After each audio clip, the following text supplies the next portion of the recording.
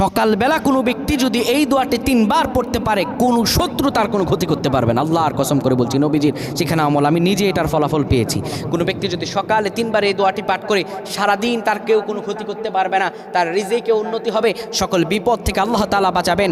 অনেক সময় দেখা যায় অনেক মানুষ বিপদে পড়ে যায়, ঘর থেকে সুস্থ মানুষ বের হয়েছে কিন্তু ঘরের ভিতরে আসে মরা লাশ হয়ে, ঘর থেকে সুস্থ মানুষ বের হয়েছে কিন্তু বিপদে পড়ে আসে, ব্যবসা বাণিজ্য কোনো উন্নতি হয় না, মানুষ পেছনে লেগেই থাকে, কোনো জীবনে উন্নতি যারা করতে পারছেন না।